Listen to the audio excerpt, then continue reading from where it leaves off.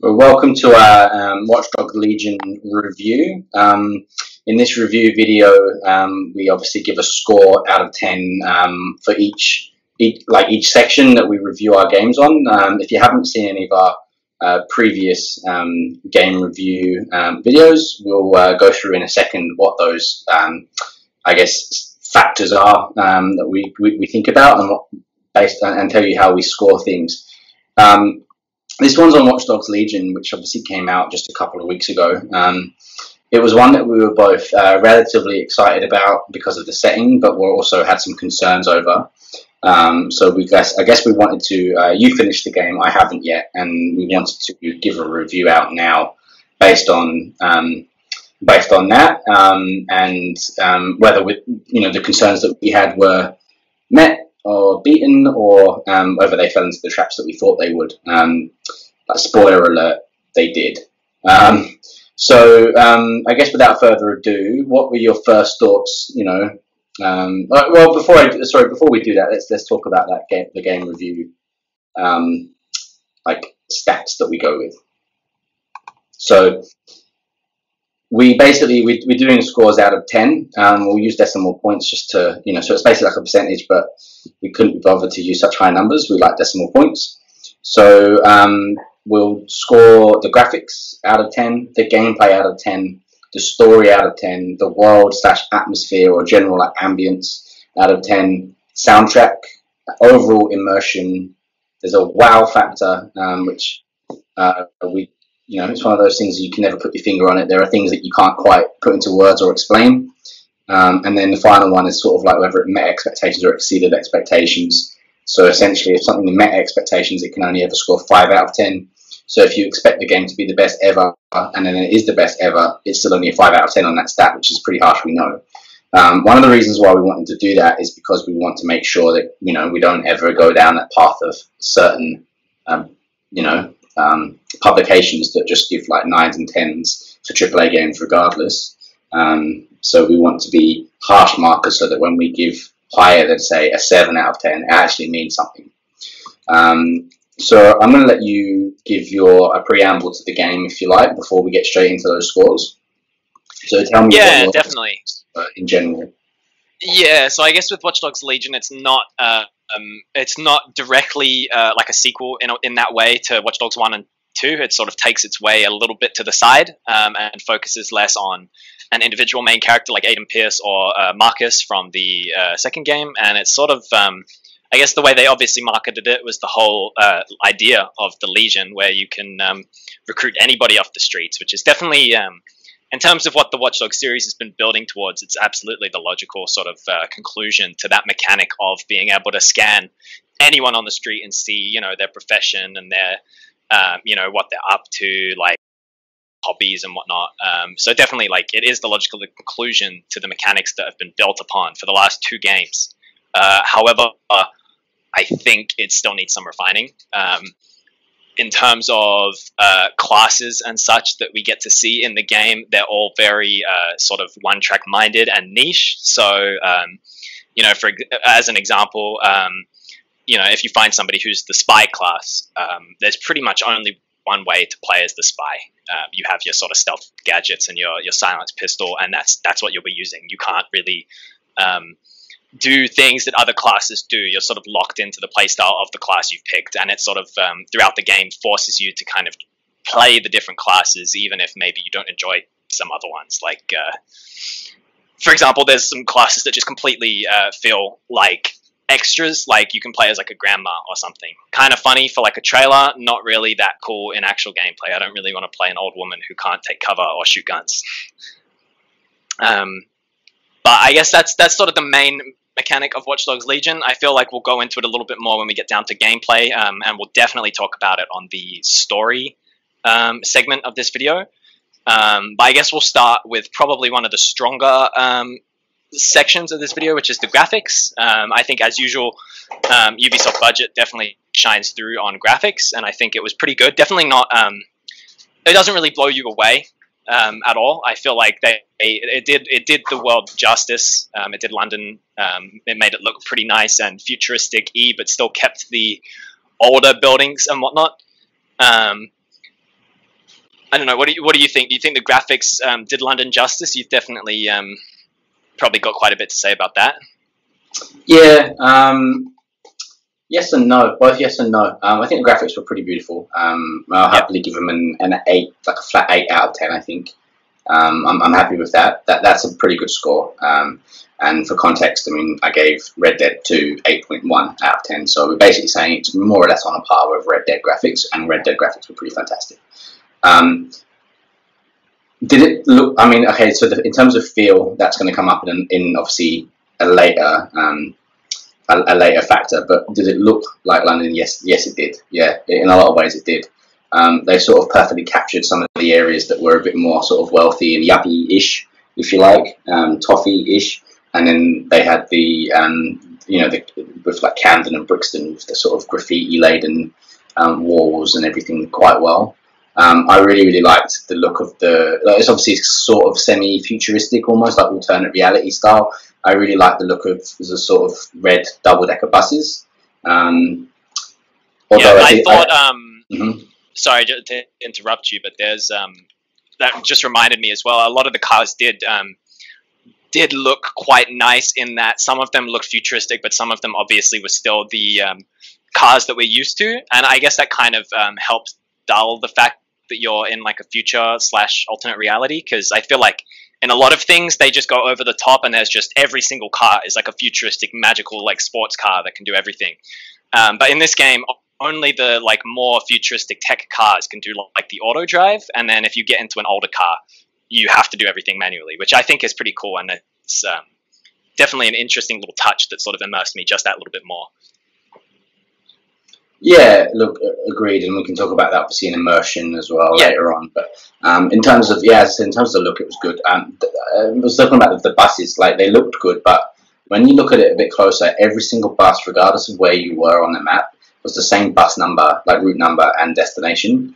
Which again, you don't have to come from London to obviously recognise that. You come from any city that has buses, you recognise that that's ridiculous. But obviously, I left London, or we left London around the same time, and I was already nearly 21 years old, and obviously reliant on buses for most of my time. So to me, it sort of broke the immersion at points. Like I've been to a lot of the locations, obviously, in the game for real, and it sort of broke some of that immersion for me at times, where it's like, all right, like the same number. You'd think that it wouldn't have been that. I mean, obviously, there's no point for a lot of people, but I feel like, like just as someone that obviously grew up there, to see that sort of broke. That's an immersion side, but it's also, I think it's graphics too. Like surely you can put in other bus numbers sometimes, and other route destinations sometimes. I don't know. Especially when they were so frequent. But yeah, so what do you reckon overall the graphics? Graphics are 8. I gave it a flat 8. I'm happy with that. Yeah, I think that's fair. That basically puts it 1% lower than what we gave Red Dead Redemption, which came out obviously 2 years previously. Yeah. And obviously, whenever you give a graphics score, you have to give it comparative to the year that it came out. You can't judge, the graphics of the game 20 years ago, or 5 years ago, or even 2 years ago on today. And so, yeah, I think that an 8 is fair. What do you think? Yep, I can agree on that one. So let's, I guess, go straight into sort of the meat here with the gameplay. How did you find the gameplay, especially when it comes to... so I guess we should sort of categorize it a little bit. So definitely the driving is something we should touch on. And then I think the shooting is pretty important. And I think everything else can sort of be summarized a bit faster. The driving was weak compared to... I mean, Watch Dogs actually has always been, it's really easy to fall into the trap of comparing with Grand Theft Auto, for example. Yeah. I know, and I really don't want to do that. But Grand Theft Auto's driving is pretty tight in general, I think, whereas Watch Dogs has always been maybe more realistic because it's harder to control. But, as a game, a little bit frustrating. And I found the same, again, really. Like, it was good. Nothing to... it didn't revolutionize anything or anything like that. It was solid. The shooting and takedowns again were pretty good. Not the best, not the worst. I quite enjoyed, and there's videos everywhere of people doing like John Wick style takedowns, which I thought was awesome. But again, after you've played the game for about an hour, I think you've pretty much done everything in terms of takedown styles and driving. Really, I think. So I definitely think this goes in gameplay. As I said before, like in terms of driving, the best part, in my opinion, is that the cars do feel a little different in terms of whether they're like futuristic cars, they can do the auto drive, and if they're not, you have to do it manually. But really, besides that, as you say, the driving is much the same as the other Watch Dogs games, which is sort of just it really is just to go point A to point B, and it's even more, I guess, proven that the driving wasn't that fun by the fact that the subway system was all over London. Like there was pretty much, once you'd like explored it, you would basically, from any point on the map, you would just, as soon as you get your next objective, I wouldn't bother driving there. I would just teleport to the nearest subway station and then like either run the short distance I had left or just quickly jack a car and drive over there, and it will take no time at all. So I probably spent less than like 10% of my time in the game behind the wheel. Do people still say jack? Carjacked? Well, yeah, I know carjacked, but like, well, I suppose that maybe that's how you used to. Growing up in London, it was London slang to say jack for stealing anything. Yeah, well, that's sort of still a thing? Just jack the car. Yeah, is that still a thing? I think so. I think so. You knew what I meant. Yeah, I know. Yeah, I got it. No, I agreed. Actually, the first time I took the subway, I was thinking, "Oh, cool," I say the subway. It's too convenient. Hang on, I'm sorry. I have to apologise. The first time I took the tube. The tube. Sorry, the tube. Because it is actually London after all. The first time I took the tube, it was kind of. I liked it. I was kind of looking forward to that part. I think it's like one of the first times on games that's been included actually as well in London Underground, the oldest underground in the world. But they didn't have any like cutscene. Like in Spider-Man. Yeah, you don't see yourself on the train like waiting with a little cutscene loading. Yeah, that would have been interesting, but they didn't have any of that. It was just sort of like a quick loading screen. And to be fair, it was a quick loading screen. You just teleport. And then you're somewhere else. But you don't even go into the actual train station and down to the platform or anything like that. It's like you just walk in and get to the barrier, and then that's it. Yeah, and then when you spawn on the other side, it's at the end of the barrier, so you just walk up the stairs. Yeah, I know. And it was really cool, but yeah, you're right. I realised quite quickly it kind of negated the need for ever having a vehicle, really, apart from driving became within mission context. Yeah, but basically. Look, I'm just going to go straight out with it. The game, I gave gameplay 6.3, and I think that's probably being generous, to be honest. Yeah. The reason being is that we all know from Assassin's Creed and Watch Dogs games is that what you can do is fun, but it's also repetitive. And it was obviously a criticism of all the way back to the original Assassin's Creed game is that after a little while it is a bit repetitive, and it's true. And even for example, one of the recruitment missions where you do the bare knuckle tournaments around the different spots, like as soon as you've done the first one, the others basically are the same. There's almost no difference, Yeah, you'll get to the last fight, and every single time I'd be like, okay, cool, what's the gimmick? Either they send out 2 people at once, or 3 people at once, or they pick up a weapon, or they throw a smoke bomb. Yeah, it's really, really tedious. And I think that's actually a really good example of what the whole game feels like in terms of gameplay. Once you've done it once, you've done it 1,000 times. There's no point doing it again. I found myself frequently swapping characters to people with different weapon types, not because I needed to, but because I was getting so efficient with one character type at just taking out an area, no sweat at all, that I had to stop. And same with, and I guess this really does fit into gameplay, but less so into the gunplay and stuff, but more so into like stealth. It became really easy for me to not have to put myself in danger at all, because you have so many characters have access to drones or the spider bot, and you can pretty much clear a whole area with one or the other, and then just walk in safe. So yeah, even in terms of stealth gameplay, it got to the point where I never had to put myself in any meaningful danger. There was no tension of being caught when I was trying to stealth.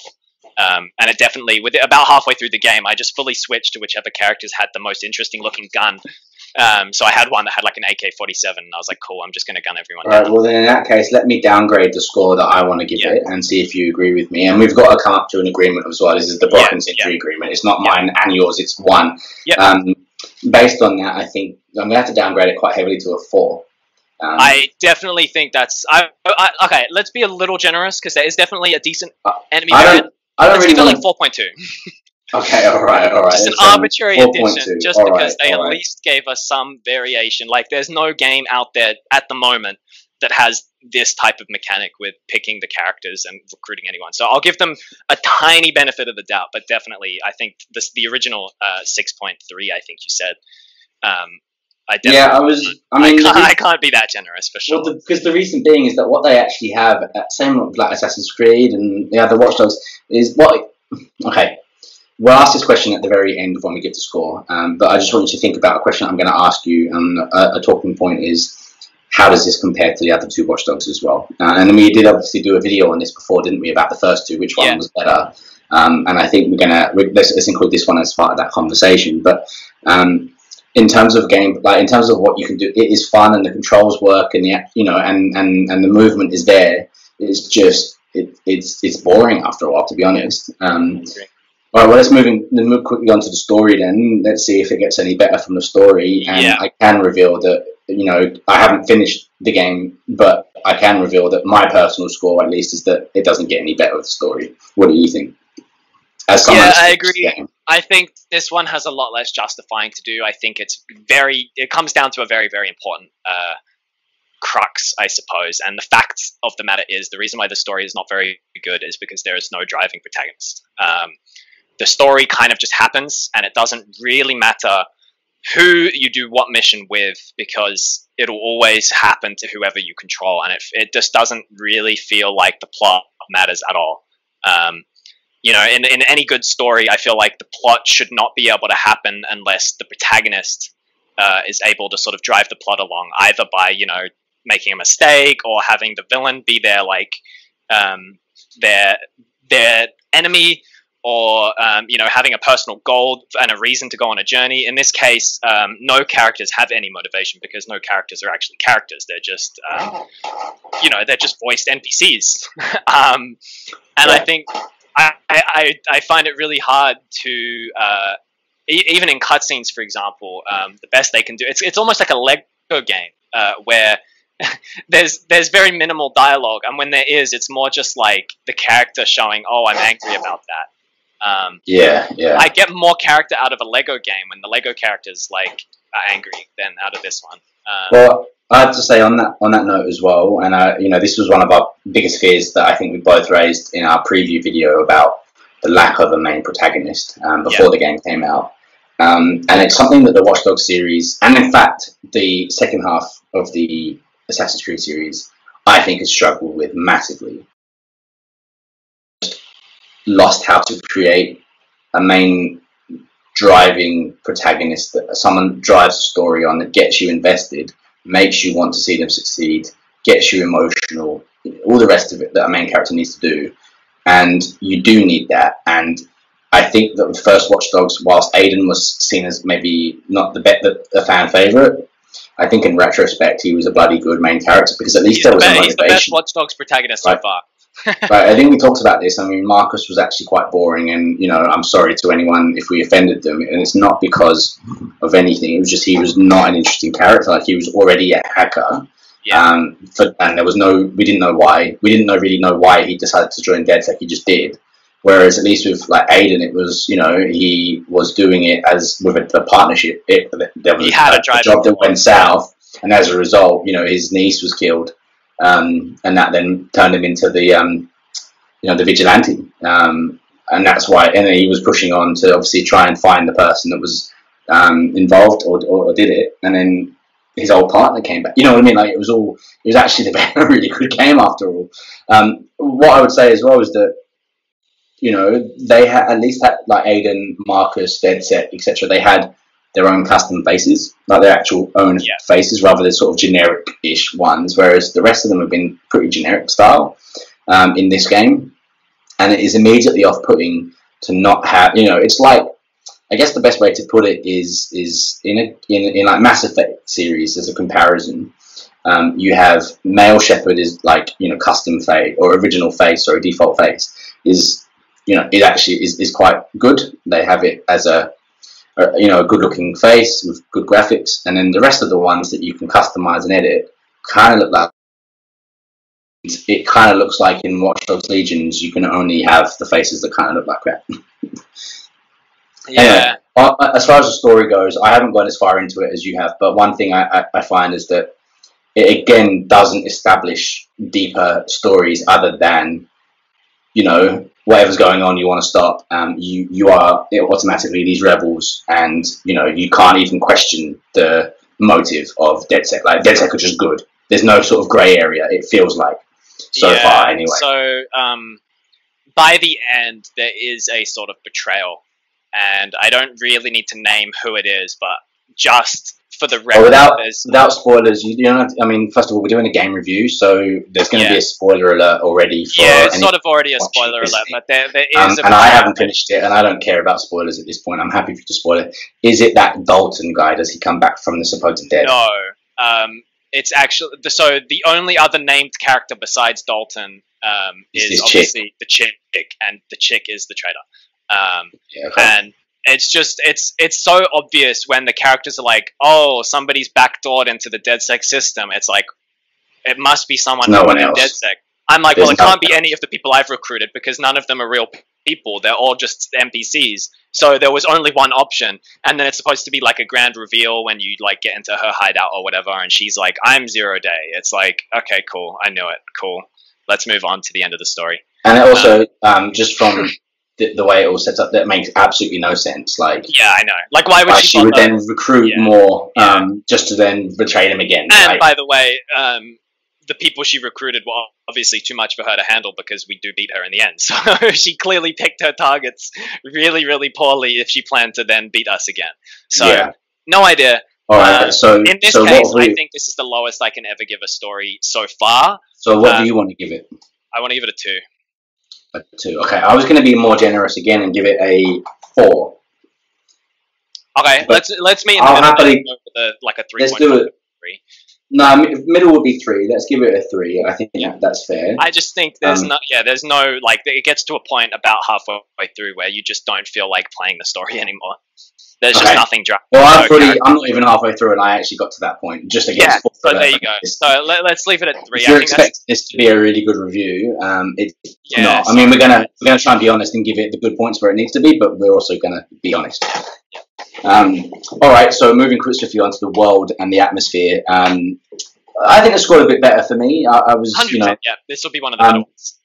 When I first started playing it, I remember kind of you get through the sort of tutorial, and you kind of select your first person, and then you get through that little tutorial, and then I thought, I want to explore around London. I just want to have a look. So I got into a car. I'm sure it was a stolen vehicle, but and then had the radio on, which I like to do in games that have this sort of feature, and just see what the radio is all about. And there was like this talk show between this guy and what sounded actually like an Australian chick. I don't know why they can never seem to put just London accents in a game set in London. They always have Northern English accents, Scottish accents, Irish accents, and Australian accents instead of just purely London. I know London's a multicultural place, I get that, but you have a game set in New York and you pretty much have New York accents. So, but that's another story, whatever. And I was listening to the radio, and it was like this talk show host, and it was really quite good, actually. I really felt like it was a genuine, like a realistic, natural kind of radio show that would be happening, where he was sort of satiring this new ruling Albion, and I thought it was quite good, actually. And they were talking about stuff that would happen in this sort of alternate future with like the chip that's going to go in and all the rest of it. I thought it was actually really, really well done. And being a bit of a tinfoil hat wearer at times, like it sort of played into that quite well. And so whilst I was driving around this London that looked semi-futuristic but semi like it still does now, I actually quite enjoyed it. I know this is probably going to be an immersion as well. There's a bit of crossover here, but the general atmosphere was quite good, to be honest, to begin with. So I gave this a 6.5. Yeah, I definitely think this is one of the stronger points of the game. You make a good point with the radio, although the more you play it, the more... in the case of songs, it doesn't really matter if they repeat. Like, if you hop into the car and the same song as last time is playing.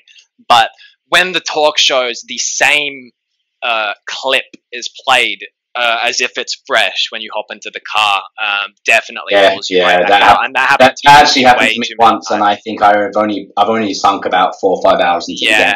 It happens a lot. So yeah, that's already happened to me twice. And I think a really easy way to fix that is, instead of putting the talk shows on the just on a channel that can be repeated on the radio, have it so that after you do particular missions, there is points later on where like a newsreel or whatever, like a story, will pop absolutely. Up. I think that should just be what happens more often, where there's like a unique talk show thing that only happens after that one mission, and then you can't hear it again. And then a new one will come up next time, and then otherwise, it gets to the point where you'll hop in the car and you hear the exact same like jingle, and then the same talk show lines start. It does pull you out of it. But I think I can agree in terms of everything else. I think 6.5 is more than fair. I think that's absolutely like spot on. Well, you're right on that, by the way. And there was one that I heard just not only did it happen to me twice on two separate things, but there was one that I heard 3 times over, because obviously I was doing exploring as well. Yeah. So there was one that I heard 3 times over, and that by the third time I literally already wanted to turn the game off at that point. Yeah, it really throws you out. It really pissed me off. And I think triple the amount. I think that could be more of a point for the immersion part, because it sucked me back out again. It did, but definitely. But we'll save that for now. Let's talk about the soundtrack, and we can be super quick with this one. I'm not even going to say anything about it. I gave it a 2.5, and that's probably generous. I don't remember any of the music. The songs don't really... I mean, I'm sure there were some well-known songs that they put in there, but there's nothing really that made me think, oh yeah, it was amazing. It sounded great. What do you think? Yeah, I agree. And there's actually after the main story, there's like a little side mission with a. I mean, this is probably going to sound like ignorant, but it's like a hip hop artist or something who I haven't actually heard of until I saw them in the game. But I saw it was obviously like a cameo where they're like, "Oh, help me like show the song to like the masses or whatever." And you do the mission, and I'm like, "Yeah, the song was made just for this game, and it's not really like." Okay, so was it Stormzy? Yeah, Stormzy. Yeah. Okay, so we also, by the way, Stormzy is from our hometown part of London. Just to let you know, I liked Stormzy before he got big. Not that I'm a massive rap fan or anything like that, but I kind of didn't mind him so much. And same with everything. It's it's just it all sounds the same to me. I don't like it. But yeah, it was kind of predictable. I'm sorry, but as soon as they put in Brixton in the game, you knew there was going to be some of these kind of features.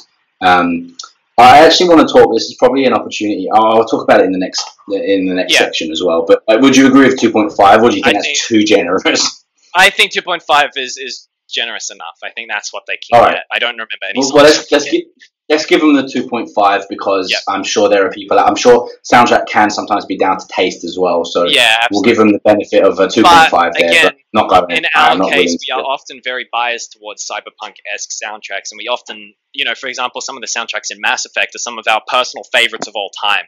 And this game, obviously being a semi-cyberpunk setting, had every opportunity to deliver and still didn't. So I think 2.5. Well, interestingly enough, the soundtrack for like Watch Dogs 1 and 2, I think, got quite considerably better than that score. Yeah. And again, I haven't finished the game, but you won't find anything too new.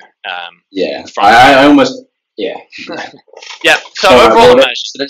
Let's talk about overall immersion, and again, I'm going to start this off by saying the score that I gave it, and then we'll talk a little bit, find out what you would give it, and see what we agree with. I gave it a 3 out of 10, and I know it's another low score. Sorry, not sorry. There's a few reasons why. Again, like we've talked about it already with like the radio.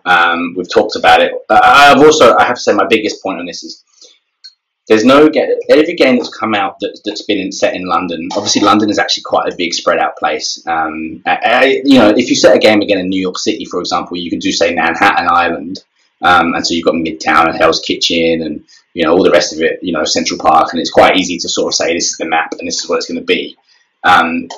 If you set a game in London, London and Greater London obviously are two separate things, but they really merge into one. There's no, it's a river that goes in the middle. It's not, it's not an island, right? So it's not like a natural geographical map end lines.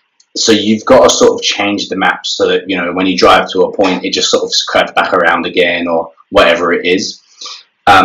Some of the ways that it did it were if you drive too far, or if you were on a drone. So I found, those delivery drones that are big enough to like carry your weight, and I kind of use those to fly around a little bit. And you get to a point where it just says you're exiting London. It's like, well, obviously I'm not. Like, I can see that I'm not, but it's just exiting the part of London that they've obviously factored in. Yeah. And I also find it really weird, if you know London like we do, to know that, let's say, Brixton's on the map, but say Clapham Junction and Wandsworth isn't. And also Battersea Power Station's on there, but Clapham Junction, which is literally right the fuck next there to it, isn't there.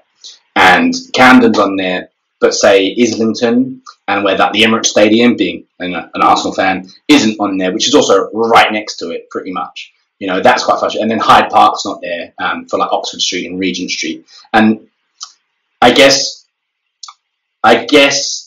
it's probably something that when they do their inevitable DLCs and post-launch content, they may open up other parts of London to be in there, but I just always I felt a little bit frustrated that, you know, it's bothered to go as far as Brixton, but it hasn't got other areas that I, you know, also were known familiar with, and it's right next to Brixton. And you just think, you know, that takes me out of the immersion, and maybe that's only because I know London well. Do you know what I mean? But, you know, like the way they sort of did it with Watch Dogs 1 and 2 is sort of overall made a bit of sense. But I, you know, readily confess I've not been to either of those locations in real life, so maybe that's different. But yeah, that was a big factor for me. And then the other thing is obviously the fact that, you know, there's no real main character to really pull you in.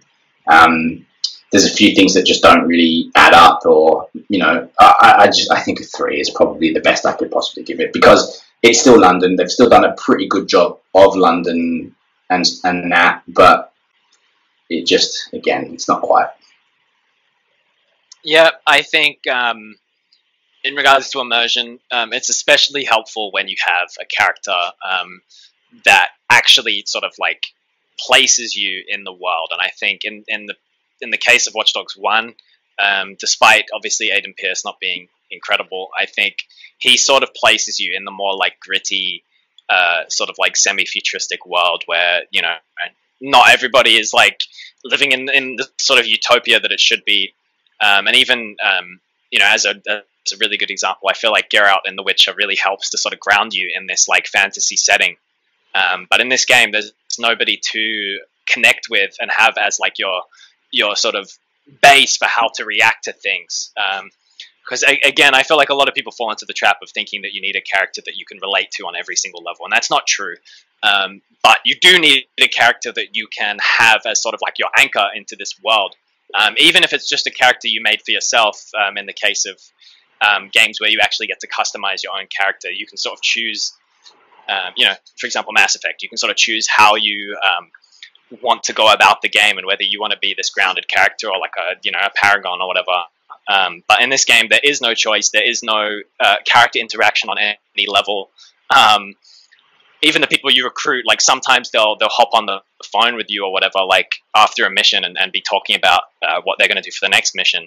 But it's still kind of just NPCs talking to NPCs. There's no like actual interaction. There's no dialogue options that you can choose. Even with the cutscenes, there's not really any like, you know, you're not really connected to any of the cutscenes. I don't care if one of my agents dies, you know, like if they get hurt in a cutscene, it's like, okay, I have like 40 just sitting there doing nothing. I can just swap to somebody else. Did you play with permadeath, by the way? I know I was going to, but it feels like they actually designed the game. Like, I think originally they designed the game to be with permadeath, but then they went back on that and designed the game around not having permadeath, because there's a bunch of skills related to decreasing your like arrest time or injury time. Whereas obviously if you had permadeath, all those skills would become obsolete. So as far as I can tell, I think the game ended up being designed for non-permadeath, and that's what I played with. So again, it didn't really matter. Like nothing really mattered, you know. So I wasn't really immersed at all with any with very many aspects, besides the fact that I think the map was okay. I think a point we didn't really bring up, which probably belongs a little bit more in gameplay, but can definitely go here, is the fact that I think the map is scaled to, it's more scaled towards what they do for their Assassin's Creed maps. And in Assassin's Creed, you can't travel the map that fast because your highest speed is in like a boat or a horse, on a horse. Whereas in this game, you can really you can cross the map very, very fast in a good car. You can cross quite a few buildings with those, like you said, those like drones, like the cargo drones that you could hop on the back of and just fly. Yeah, and it actually makes the map feel really, really small by the end because you've sort of learned how best to traverse it. There's even one of the agents you can get is like a getaway driver, I think it's called, which gives you like a skill where you can just click a button and all the cars on the road in front of you just swerve out of your way. So you can just drive straight down the middle, and it's basically it becomes really easy to go from point A to point B, even with the fast travel as well. It's just so hard to feel grounded in that world and not feel like I'm some sort of like god character that can't fail. Yeah. So yeah, I think overall, I think a 3 is really almost too generous, but I think it's fair.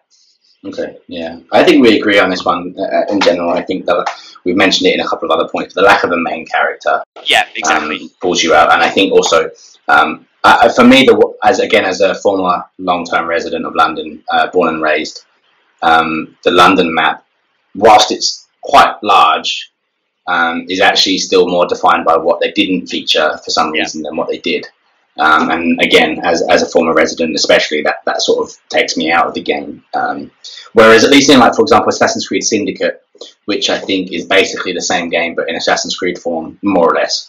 At least it made sense because you're in London, but 150 years ago, 120 years ago, where it was still massive. It was still the biggest city in the world, basically, but it was the biggest city in the world where there wasn't very many big cities in the world comparatively back then. So it made sense, and it didn't take you out the emotion quite so much then, but it does now, if you ask me.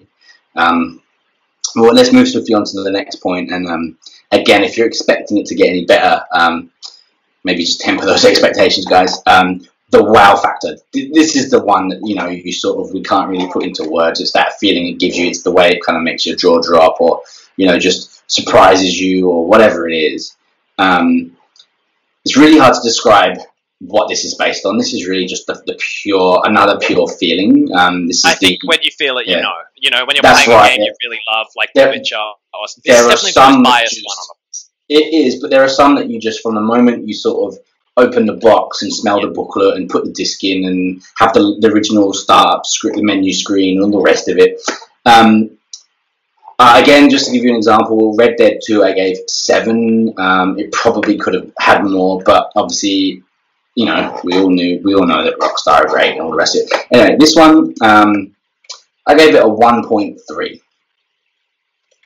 And I think that the whole 1.3 is based on the fact that it's a game set in modern day London, which is one of the first ones that we've had released for a long time. And that's probably it. I don't think the game itself wowed me in any other way at all. I think the biggest pop, to use a wrestling term, the biggest pop that I had from this game and any of the stuff coming out was when I heard that Aiden Pearce might be in it, to be honest. And that's saying a lot. And we still haven't had that yet. So, I mean, do you think 1.3 is harsh, or what do you think? Yeah, I definitely. I think. I don't know if it's too harsh or not harsh enough. It's definitely around that area for sure. I think for me, the easiest way I could define what I consider sort of like a wow factor for a game is when, the first point being it becomes difficult for me to put it down, which is definitely for example, Witcher again, even Red Dead. There definitely comes times where it's I know I should be saving and wrapping up, but I'm like, oh, I'll do another mission. I'll do another quick mission. I'll go do this one thing and then I'll save. And that never happened in this game. In fact, in this game, there were so many points where I'm like, I need to save. I need to take a break. I can't just keep doing these missions over and over, because honestly, it gets to the point where every mission is very, very similar. And then it's not a very long game, but it feels like a slog because you're doing the same thing. It does, right? Yeah, it does. The other thing I sort of use to define a wow factor is when I'm not playing the game, how much do I sort of think about playing the game, and how much, when I'm able to play the game, am I sort of rushing to hop on and give it another go? And it just didn't happen with this game at all. I wouldn't go so far as to say I was dreading booting it up. I definitely wasn't, but it definitely was more like, I guess I'll hop on and do a couple missions and get closer to the end. It was a bit of a grind, I would call it. It felt like I was really hoping this game would tide me over for the month between its release and Cyberpunk's release, just over a month. And what I was met with essentially was a game that I kind of played for one afternoon and then decided that was it, basically, more or less. Yeah. And I can't, in good conscience, give higher than this score for a game that's made me do that. Yep, and I think just a final sort of point for the wow factor as well, just to sort of confirm why we're standing it so low. Ubisoft have done better with the same types of mechanics in the past. For example, Far Cry games, where a lot of the time the gameplay is quite repetitive, where you go to a camp in Far Cry, whereas in this it's usually like a building, and you have to take out all the guards, stop them from calling for reinforcements, blah blah blah, like whatever the objectives happen to be in the area. And I find in Far Cry, and even the newer Assassin's Creed, it's far more rewarding to have to go through them, do it stealth, or whether you're doing it guns blazing, than it is in Watch Dogs. I think in Watch Dogs Legion rather, I don't know, I got to the point where I just wanted the quickest and most efficient way to clear an area, and usually that was just get the best gun I can and just gun them all down. Well, the first Assassin's Creed game was pretty repetitive, in terms of everything, and yet it was an amazing game because of character development, because of twists and turns, because of setting, and there was always something different. Which still holds pretty strong now. And when you rock up to each of the cities for the first time, God, wow, that's really where the wow factor comes from. And as I say, I got the wow factor from seeing some parts of London, and I think that's more because it's London and because I grew up there than because of the game. So, yeah. Yeah, so what did you name it? 1.3? Was that what you said? 1.3, yeah. I will absolutely mark that down as what I agree with. Okay, cool. So, the final factor that we will discuss is met expectations. And as mentioned at the start, if it meets exactly what our expectations are, that's still a score of 5 out of 10, which again may seem harsh, but it's for a reason. We, as discussed in our preview, didn't necessarily have the highest of expectations for this one, but we did hope that it would be, I still expected it to be better than what it was, or hoped that it would be, and maybe hoped is different to expect, but I'm going to put them in together now. And so I'm going to say, did it meet expectations? To me, it didn't even meet my already slightly lowered expectations, and so I've given it a 3 for that one. Yep, I think I sort of, there was a few mechanics that I was worried about coming up to launch, which, as we've sort of discussed here, we were right to worry about them. They didn't really turn out the way they could have. I think maybe the game was a little too ambitious for what they were ready to pull out. I think maybe sticking to the more, I guess, like safe formula with Watch Dogs, with an actual like named protagonist and whatnot, might have been the safer play.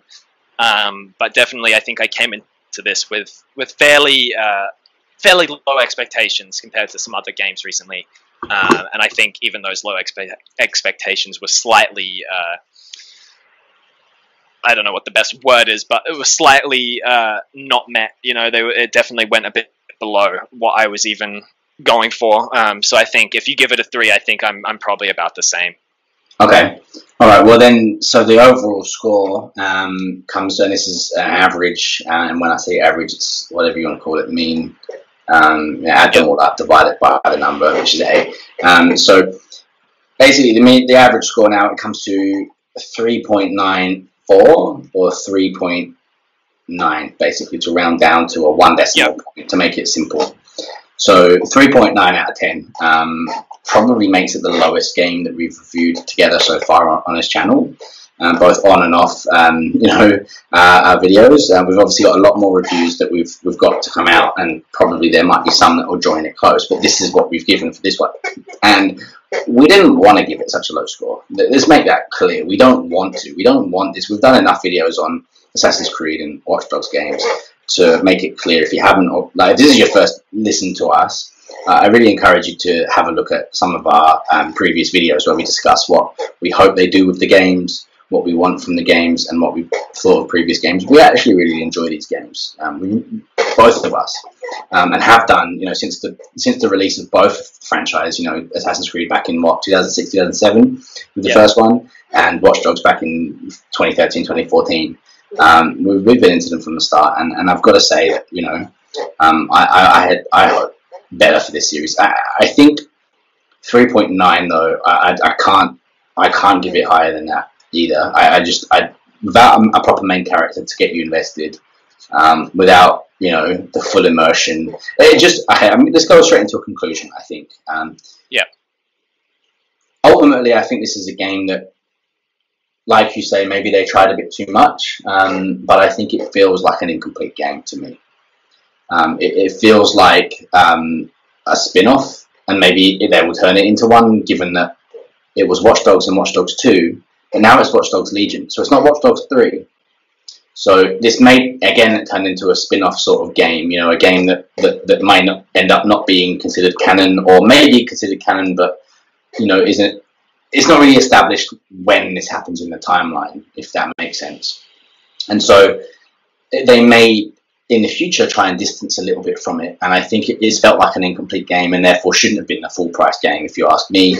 And I think one of the issues with the main characters is the reason why they've done it is not because I don't think it's because of a virtuous reason. I'm speculating wildly here and making assumptions, but I don't think it's because they thought, let's have a mechanic where everyone can be a playable character. I think it's because they didn't want to get criticized from certain groups because they chose one protagonist with one background and one story, because they didn't want to come under fire for, not having a straight white male character, or not having a person of color character, or not having a female, lead character, etc., etc. And I think that's what they did that for. I think that comes through, by the way, in the fact that they also didn't have a good story. I think you might be right. Obviously, we don't know for sure, but there's definitely a chance that that's true. I think evidence to sort of support that is exactly what they're doing with the Assassin's Creed franchise recently, which is, they let you choose male or female, even though data streams are meant to be like, the Animus data is meant to be set. You can only have one ancestor at that point, but they obviously, I think Ubisoft are scared to commit to a character because they haven't been able to make a good one for a while. And maybe that's true. Maybe that's what they're doing here with Watch Dogs Legion. I definitely think the whole mechanic that they were often praised for, above and beyond the hacking, which was obviously always the draw for Watch Dogs, was the fact that you could see every NPC's like their net worth and like their name and all this, whatever else they put in the info box. And I think maybe they went in the wrong direction trying to push that to its logical conclusion. I think rather than just straight up criticizing it, I feel like what they might have been able to do instead is do something like Assassin's Creed Brotherhood, where the main character is still a main character, but you can recruit more people to DedSec as obviously in Brotherhood they're like your assassin brothers, but in this it would be like your DedSec partners, and you still have your main character do the main character things, but then you build up DedSec and get these other people that can do missions themselves. Like, you don't play as them, you just get them as part of your faction.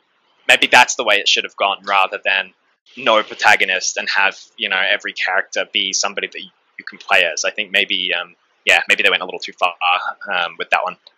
Yeah, I agree with that. I think that if it wasn't, maybe not everyone can be recruited, but there are set people that you can recruit and add to your team. I think that makes sense. That's happened in games before. Yeah, like Brotherhood is the perfect Ubisoft example, I feel like, where you... Pretty much, yeah, I would say so. Your faction. Yeah, and I think they did something similar in Syndicate as well, but they've always done stuff like that. Yeah, and I think it kind of works. But, I mean, they basically... Watch Dogs Legion is basically the Watch Dogs version of Syndicate, in the sense that each London borough or district is sort of divided into areas that have supporters or not supporters, essentially. And you got to rise them up. Yeah, it felt like they've sort of phoned it in, which is kind of upsetting, given that it's been 4 years since the last one came out, which is a long time to work on it. I think they missed the trick here. I think they had a great setting. I think London actually is for some reason, game developers constantly seem to get this wrong with London, the setting in London. They go too overboard on there's red buses and the River Thames and Big Ben, and they actually forget what London really is, which is actually a pretty amazing, vibrant, but gritty and crime-ridden city at the same time. London and New York, in a lot of ways, can go hand in hand, where there's this massive allure, but at the same time, there's this underbelly.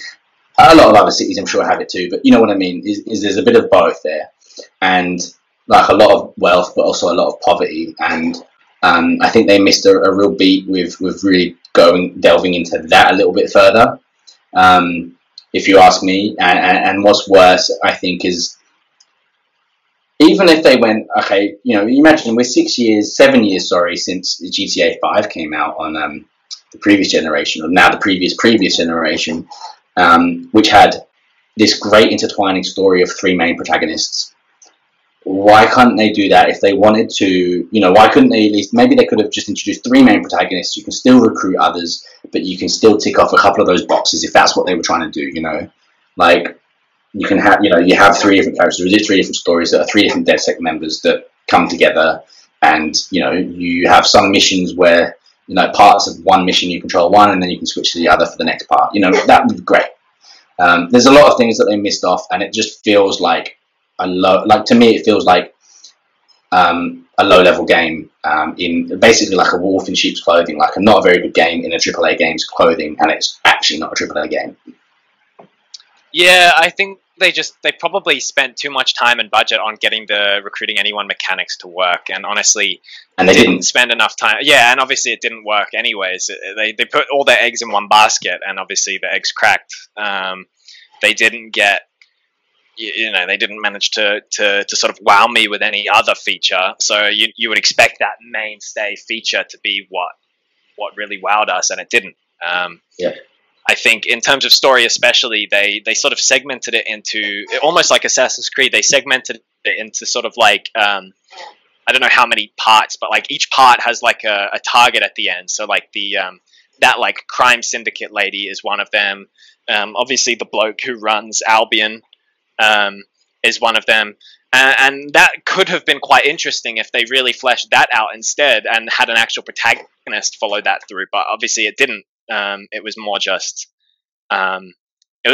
there, like they had the idea, but they didn't have time or budget to finish it because they put too much time into the recruiting mechanic, and that didn't really work, and it kind of fell through. And I think definitely that's reflected in our score. Yeah. Okay, so my final question for you, which is the best one out of the three in the series? Honestly, I think if I could tier them all right now, and I think in terms of tier, it's definitely 1, then 2, then 3. Yeah. Oh, not 3. Watch Dogs Legion, rather. Legion, yeah. All right. Well, I'd like to conclude with a one-line, if you will. Absolutely. Which is, I think that this is probably a game that they haven't finished releases and patches and DLCs and all the rest of it for. But to me, it's a shame, and I think that it's another sign that games need to be released completed. I think that they've fallen into the same trap that I think a lot of these AAA game devs have fallen into in recent years, which is, we'll just release it, make some money, and then fix it up later and make some more money. It'll be all right. And I think that's what's at the moment ruining this industry. Yep. And with that, I think that's everything we have to say on Watch Dogs Legion. Apologies, it was quite a long one. But I think really we just had to get everything we had to say about this game out in one video, all on the table. Hopefully the next review we end up doing will be a bit more positive. I think there's definitely a lot coming in the future that we'll be able to talk about, and I'm hoping that things like Cyberpunk and maybe even the Mass Effect Remastered Trilogy will be able to give us a really like nice set of high ratings on the channel and more positive. And there's also Spider-Man Miles Morales as well, by the way, which I got 2 days ago and haven't started yet. Awesome. So we'll definitely see you guys next time with some of those. And yeah, thank you for watching.